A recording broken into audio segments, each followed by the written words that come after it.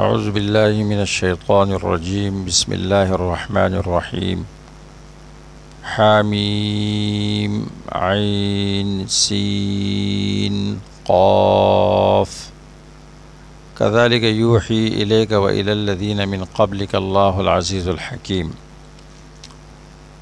سورۃ شورا مکی صورت ہے، نزول کے اعتبار سے 62 نمبر ہے اور سورۃ حامیم سجدہ کے بعد نازل ہوئی ہے۔ یہ سورت دو ناموں سے موسوم ہے، سورۃ شورا اور سورۃ حامیم عین سین قاف۔ شورا اس کو اس لیے کہا جاتا ہے کہ اس میں اللہ تبارک و تعالیٰ نے یہ بیان فرمایا ہے وَأَمْرُهُمْ شُورَى بَيْنَهُمْ، مسلمانوں کے سارے کام آپس کے مشورے سے ہوں گے۔ مسلمانوں کا آپس میں مشورہ کرنا، شورائی نظام کو رائج کرنا، یہ مسلمانوں کی حکومت کو مضبوط کرنے کے اہم ستون کی حیثیت رکھتی ہے اور مسلمانوں کے مصالح کو مضبوط کرنے میں یہ اہم وسائل میں سے ہے مشورہ کرنا۔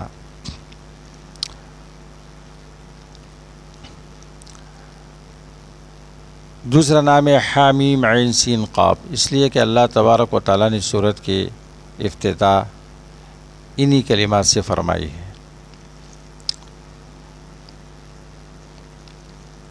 سورۃ شورا میں مشرکین کے منکرین کے 3 شبہات کے جوابات ہے۔ 4 شبہات کے جوابات سورۃ حامیم سجدہ میں بیان ہو گئے۔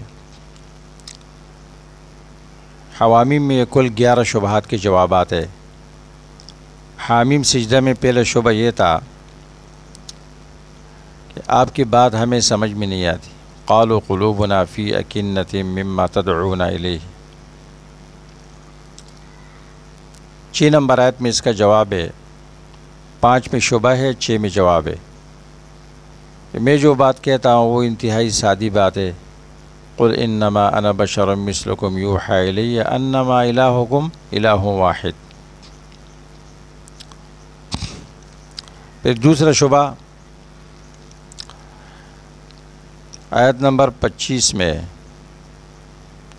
کہ ہمیں خواب نظر آتے ہیں، خواب میں کچھ بزرگ نمودار ہوتے ہیں، وہ ہمیں کہتے ہیں کہ اس طرح کرو۔ جواب، یہ شیطانی خواب ہے۔ وَقَيَّضْنَا لَهُمْ قُرَنَاءَ فَزَيَّنُوا لَهُمْ مَا بَيْنَ أَيْدِيهِمْ وَمَا خَلْفَهُمْ۔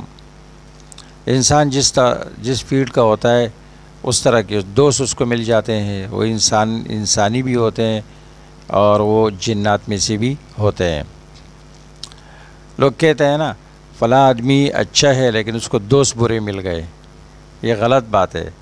اگر وہ خود اچھا ہے اس کے دوست برے کیسے ہو سکتے ہیں؟ وہ یا تو ان دوستوں کو ٹھیک کرے گا، اپنے جیسے بنائے گا، یا ان سے الگ تلگ ہو جائے گا۔ تو ان کی دوستی شیطانوں کے ساتھ ہے، اس لیے کہ یہ ان کی فیلڈ کے لوگ ہیں۔ شیطان خواب میں نمودار ہوتے ہیں، شرکی عقائد اعمال کی طرف ان کو راغب کرتے ہیں۔ تیسرا شبہ آیت نمبر 44 میں، یہ قرآن عربی میں ہے، یہ پیغمبر بھی عربی ہے، اگر یہ عجمی زبان میں ہوتا تو ہم مان لیتے۔ جواب، وَلَوْ جَعَلْنَا قُرْآنًا أَعْجَمِيًّا لَقَالُوا لَوْلَا فُصِّلَتْ آيَاتُهُ أَأَعْجَمِيٌّ وَعَرَبِيٌّ۔ قرآن کو ہم عجمی بناتے، یہ کہتے ہیں یہ تو ہمیں سمجھ میں نہیں آتی، نبی عربی ہے و کتاب عجمی ہے، پھر بھی اعتراض کرتے۔ چوتھا شبہ 45 میں کہ یہ تو کتاب الگ الگ نازل ہو رہی ہے، ایک ساتھ نازل ہوتی موسیٰ علیہ السلام کی کتاب کی طرح، ہم مان لیتے۔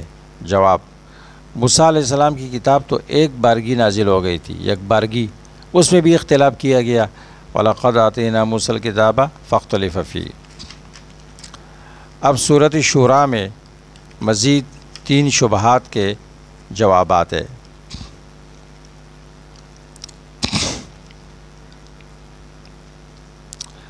پہلا شبہ، یہ نبی جس چیز کا دعویٰ کرتا ہے یہ دعویٰ اس سے پہلے کسی نے نہیں کیا۔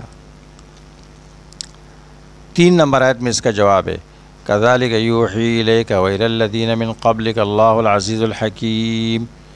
اس پیغمبر کی طرف جو وحی کی جا رہی ہے پہلے انبیاء کی طرف بھی ہوئی ہے، یہ متفرد نہیں ہے، اکیلے نہیں ہے۔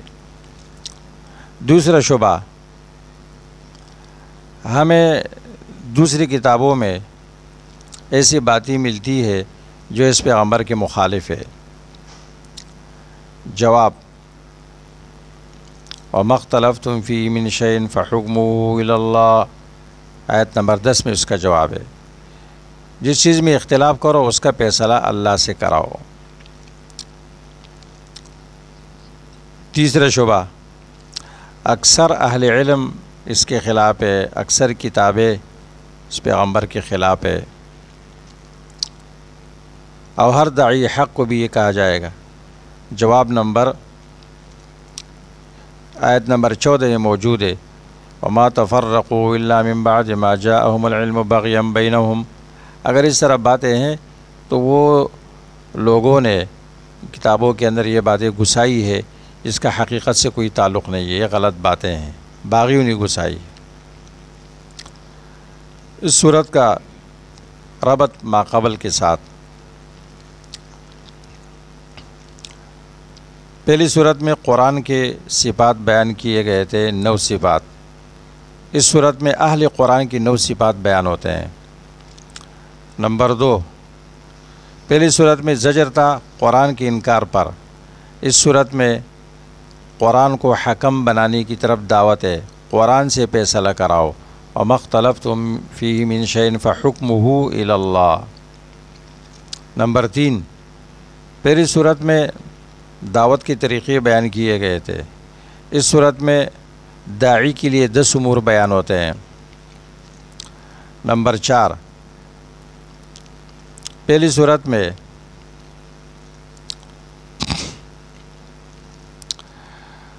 شرک کے 3 اقسام پر رد تھا، اس صورت میں 4تھے قسم پر رد ہے جو کہ شرک فی التصرف والولایت ہے۔ صورت کا بنیادی مضمون اللہ کے لیے فیصلے اور ولایت کو ثابت کرنا، فَحُكْمُهُ إِلَى اللَّهِ، اختلاف کے وقت آپ فیصلہ اللہ سے کرائیں گے، غیر اللہ کو آپ حکم نہیں بنائیں گے۔ یہ حکم عام ہے، تکوینی ہو یا تشریعی ہو۔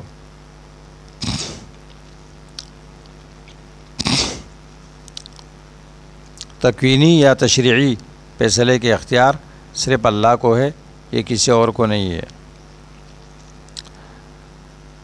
صورت کی امتیازات اور خصوصیات۔ نمبر 1، اس صورت میں کثرت سے وحی کی تصدیق ہے۔ نمبر 2، اس میں اللہ کو حکم بنانے کی صراحت ہے، فَحُكْمُهُ إِلَى اللَّهِ۔ نمبر 3، اس میں شرک فی التحکیم پر رد ہے، فیصلہ غیر اللہ کو فیصلے کے اختیار مند سمجھنا اور فیصلے کے اختیار اس کو دینا، یہ شرک فی التحکیم ہے۔ نمبر 4، اللہ کے لیے ولایت کا اثبات ہے اور غیر اللہ سے ولایت کی نفی ہے۔ آپ دوستی اور تعلق اور محبت اللہ سے رکھیں گے جو اللہ تبارک و تعالیٰ کی شان کے مطابق ہے۔ نمبر 5، تمام انبیاء کی شریعت کا ذکر ہے۔ تمام انبیاء کو کس شریعت کی وحی کی گئی تھی، شرع الانبیاء کا ذکر ہے۔ نمبر 6، اس میں داعی کے لیے 10 امور کا بیان ہے۔ نمبر 7، اس میں اللہ تعالیٰ سے تشبیہ کی نفی ہے، لیس کمثلہ شیء، اللہ جیسا کوئی نہیں ہے، نہ ذات میں نہ صفت میں۔ کاب آتے تشبیہ کے لیے صفت میں اور مثل آتے تشبیہ کے لیے ذات میں، تو لیس کمثلہ نہیں اللہ کی طرح صفات میں ذات میں شیء کچھ بھی۔ نمبر 8 اہل ایمان کے خاص اوصاف کا بیان ہے۔ سورت کے فوائد و لطائف کا بیان۔ سورت شورا کے فوائد و لطائف۔ سورت کی ابتدا ہوتی ہے وحی پر کلام کرنے سے کہ وحی عزیز حکیم ذات کی طرف سے آئی ہے۔ وَكَذَلِكَ يُوحِي إِلَيْكَ وَإِلَى الَّذِينَ مِن قَبْلِكَ اللَّهُ الْعَزِيزُ الْحَكِيمُ 3 نمبر آیت۔ اختتام بھی سورت کا وحی پر کلام سے ہوتا ہے، کیونکہ وحی یہ ہدایت اور توفیق کا سبب ہے۔ وَكَذَلِكَ أَوْحَيْنَا إِلَيْكَ رُوحًا مِّنْ أَمْرِنَا مَا كُنْتَ تَدْرِي مَا الْكِتَابُ وَلَا الْإِيمَانُ وَلَكِنْ جَعَلْنَاهُ نُورًا نَهْدِي بِهِ مَن نَّشَاءُ مِنْ عِبَادِنَا وَإِنَّكَ لَتَهْدِي إِلَى صِرَاطٍ مُّسْتَقِيمٍ 52 نمبر آیت۔ اس میں اللہ تبارک و تعالیٰ یہ بیان کرنا چاہتے ہیں کہ وحی اللہ کا بہت بڑا فضل ہے اپنے بندوں پر کہ اللہ نے وحی نازل فرمائی۔ اس لیے سورت کا بنیادی محور وہ کیا ہے؟ وجوب وحدت الامہ و فضل الشورى بینہم، امت کا متحد ہونا واجب ہے اور شورا کی فضیلت اور اہمیت کا بیان کہ شورائی نظام کی کتنی فضیلت اور اہمیت ہے۔ سورت کے موضوعات۔ پہلا موضوع یہ ہے کہ مکہ یہ زمین کا مرکز ہے۔ آیت نمبر 7 میں اس کا بیان ہے، مکہ زمین کا مرکز ہے۔ نمبر 2 حسد اور ظلم یہ تفرقہ و ہلاکت کا سبب ہے، 14 نمبر آیت۔ تیسرا موضوع صالح نیت کی فضیلت اور آخرت کو مقصود بنانے کی ارادہ کرنے کی فضیلت، آیت نمبر 20۔ چوتھا موضوع معاصی اور گناہ یہ شر اور مصیبتوں کے سبب ہے، آیت نمبر 30۔ پانچواں موضوع وحی الہی کی اقسام اور انواع، 51 نمبر آیت۔ چھٹا موضوع ان ایمان والوں کی صفات کا بیان جو اللہ کے دین کو قائم کرنا چاہتے ہیں۔ ان کی پہلی صفت عقیدے کا درست ہونا، 36 نمبر آیت۔ دوسری صفت گناہوں سے اجتناب، 37 نمبر آیت۔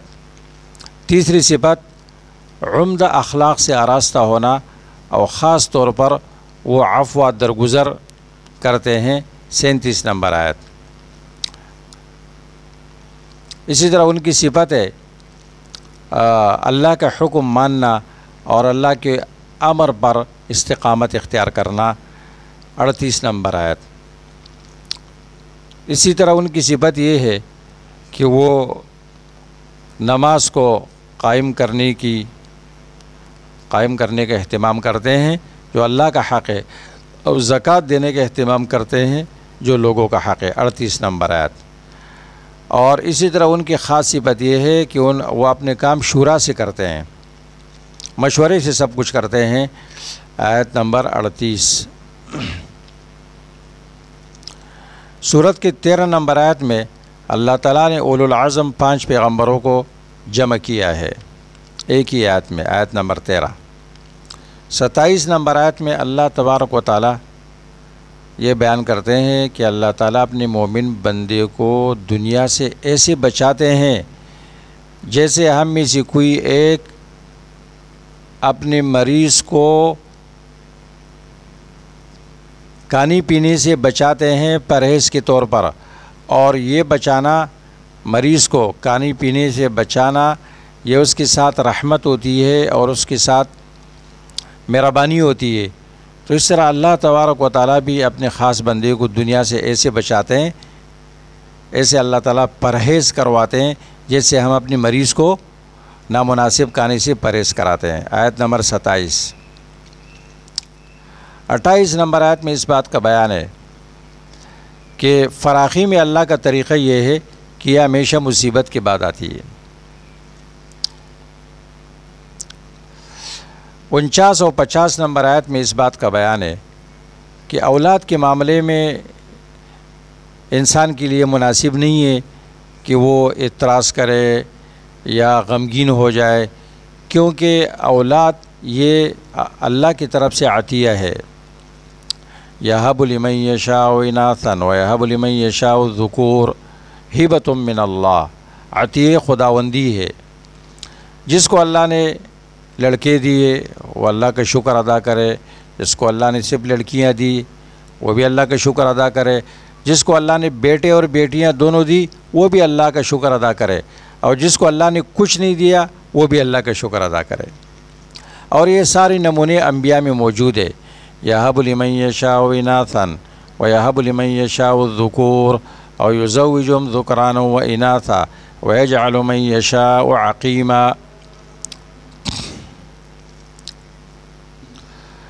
یہ تمام نمونے انبیاء علیہ السلام میں موجود ہے۔ ابراہیم علیہ السلام کے صرف بیٹے تھے، شعیب علیہ السلام، لوط علیہ السلام کے صرف بیٹیاں تھیں، اور عیسیٰ علیہ السلام، یحییٰ علیہ السلام کا کچھ نہیں تھا۔ ہمارے پیغمبر علیہ السلام کے بیٹے بھی تھے اور بیٹیاں بھی تھیں۔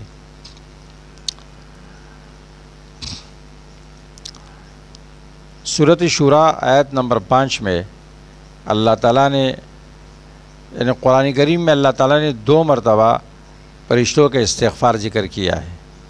سورہ شورى آیت نمبر 5 میں وَيَسْتَغْفِرُونَ لِمَنْ فِي الْأَرْضِ، اور سورۃ غافر میں مومن میں آیت نمبر 7 میں وَيَسْتَغْفِرُونَ لِلَّذِينَ آمَنُوا۔